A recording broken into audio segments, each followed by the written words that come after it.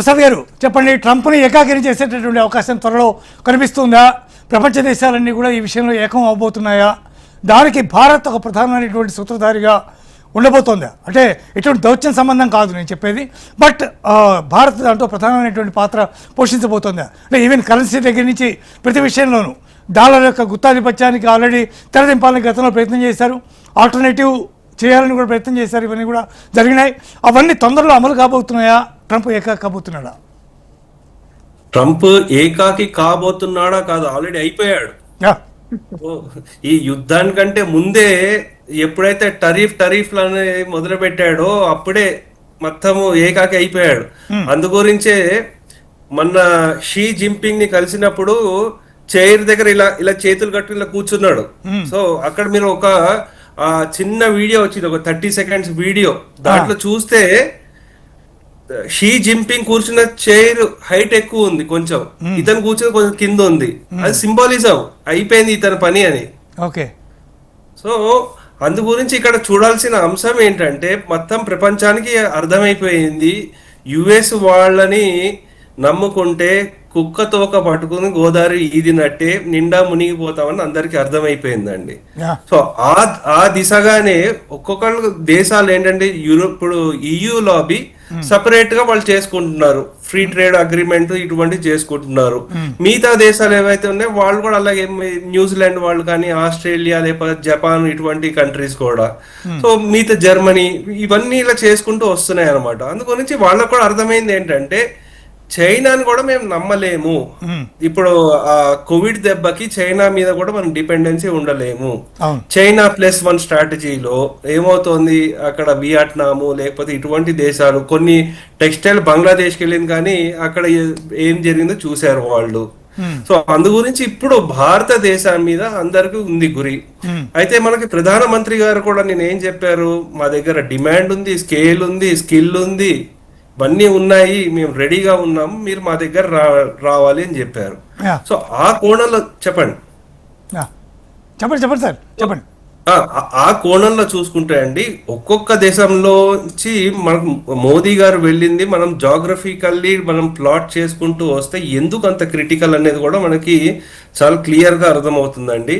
UAE గురించి మనం already మాట్లాడాం. ఎస్పెషల్లీ మనకి ఏంటంటే 45 లక్షల మంది భారతీయులు అక్కడ ఉంటున్నారు, అదొకటి. నెక్స్ట్ మనకి 3rd లార్జెస్ట్ ట్రేడ్ పార్ట్నర్ అక్కడ UAE వాళ్ళు. సో అవి నెక్స్ట్ ఏంటంటే ఇవి వచ్చేసరికి మీ నెదర్లాండ్స్ వచ్చేసరికి ఈ టెక్నాలజీ గురించి చెప్పారు కదా, టెక్నాలజీని ఏమంటారంటే extreme ultra violet lithography machines అంటారు. అంటే ఈ చిప్స్ అవి మ్యానుఫ్యాక్చరింగ్ చేయడానికి యూస్ఫుల్ అయ్యేవి. అయితే వీటిని చైనాకి వెళ్లకుండా US అడ్డుకొనింది. సో ఇప్పుడు ఏంటంటే చైనా వాడికి అవకాశం లేదు, మనకి మంచి ఫ్రంట్ డోర్ అగ్రిమెంట్ జరిగింది. దీని ఇంపార్టెన్స్ ఏంటంటే డోలేరా గుజరాత్ లో $11 బిలియన్ ఇన్వెస్ట్మెంట్ చేసి సెమీకండక్టర్ ఫెసిలిటీ ఉంది టాటా వాళ్ళది. ఆ చిప్స్ అవన్నీ ఎక్కడ యూస్ఫుల్ అవుతుందంటే మనకి ఇప్పుడు ఏఐకి లేకపోతే మనకి ఇప్పుడు కొత్తగా రకం వస్తున్న కార్లకి వాటిలన్నిటికీ కూడా చాలా యూస్ఫుల్ అవుతుందండి. నెక్స్ట్ ఈ మిగతా అంటే మనకి మోదీ గవర్నమెంట్ చూసుకుంటే వాళ్ళు ఎప్పటి నుంచో ఈ యాంటిక్స్ ఏవైతే ఉన్నాయో మనకి అవి స్మగ్లింగ్ అయిపోయినాయో అవన్నీ తీసుకురావడం, అదొకటి మన చోళ్ళది కొన్ని ఒక 1000 సంవత్సరాల నుంచి ఉండేవి అవన్నీ మళ్ళీ తీసుకుని వస్తున్నారు.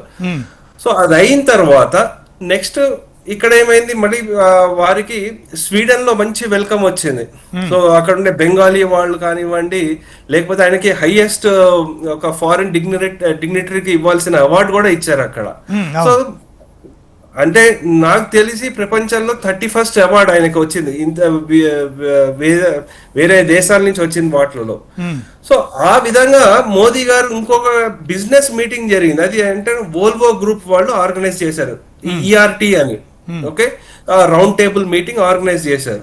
అక్కడ ఏంటి మోదీ గారు చెప్పింది ఒకటి, మీరు ఇంటెంట్ నుంచి ఇన్వెస్ట్మెంట్ కి రావాలి ఇప్పుడు, ఎందుకంటే మా దగ్గర టాలెంట్ ఉంది, డిమాండ్ ఉంది, స్టేబుల్ గవర్నమెంట్ ఉంది, స్కేల్ ఉంది, ఇవన్నీ ఉన్నాయి.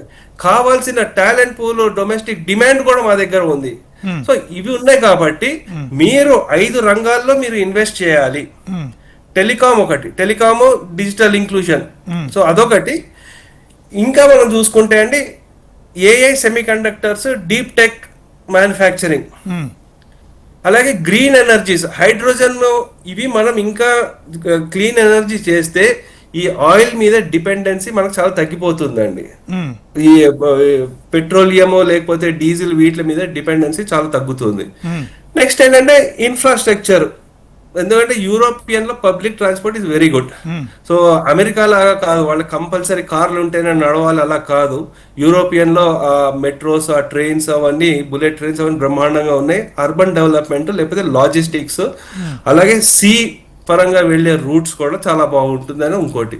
ఇంకోటి ఏంటంటే హెల్త్ కేర్, అంటే health care, life sciences, medical devices, vaccines, చాలా యూరోపియన్ కంపెనీస్ వీటి మీద చాలా ఉన్నాయి. సో ఇంకా ఆల్రెడీ మనకి కొన్ని కంపెనీస్ చూసుకుంటే ఆస్ట్రాజెనకా, లేకపోతే మిగతా స్విట్జర్లాండ్ లో ఉండే కంపెనీస్, నోవార్టిస్, ఇటువంటి కంపెనీస్ చాలా పెద్ద పెద్ద మనకి ఎస్పెషల్లీ హైదరాబాద్ లేకపోతే బెంగళూరు ఇక్కడ ఉన్న సంస్థలు ఉన్నాయి. సో వీటిలో కూడా మనకు మంచి ఆపర్చునిటీ ఉంది అని చెప్పడం జరిగింది. అయితే ఇంకా నార్వేకి లాస్ట్ 43 years లో మన భారతదేశం నుంచి ఎవరు వెళ్ళలేదు, ప్రైమ్ మినిస్టర్ ఎవరు వెళ్ళలేదు. కానీ మన వీళ్ళు ఫస్ట్ టైం మోదీ గారు వెళ్తున్నారు. సో దాని ఇంపార్టెన్స్ ఏంటంటే యాక్చువల్లీ అక్కడ వాళ్ళకి ఆయిల్ ఎప్పుడైతే వాళ్ళు ఐడెంటిఫై చేశారో, దాని నుంచి రెవెన్యూ ఎప్పుడైతే బాగా వస్తుందో దాన్ని వాళ్ళు ఒక ఫండ్స్ రూపేణా వాళ్ళు ఇన్వెస్ట్ చేసుకుంటూ వచ్చారు. అది ఎంత అయితే ఉందంటే గవర్నమెంట్ పెన్షన్ ఫండ్ గ్లోబల్ అని ఉంది, దాని వాల్యూ ఎంత ఉందంటే $1.7 trillion ఉంది. సో అటువంటి వాళ్ళ దగ్గర నుంచి మన వైపు ఇన్వెస్ట్మెంట్ తీసుకొచ్చే ప్రయత్నంలో ఇది ఒకటండి. సో ఇంకోటి ఆర్టిక్ ఓషన్ కి దగ్గర అవుతుంది. లాస్ట్ ఇంకోటి మనకేంటంటే ఇటలీకి వెళ్తున్నారు. ఇటలీలో ఇంపార్టెన్స్ ఏంటంటే అండి, ఇక్కడ ఆల్రెడీ మెలనీ గారితో మంచి రిలేషన్, అంటే వర్కింగ్ రిలేషన్ ఉంది, బాగుంది.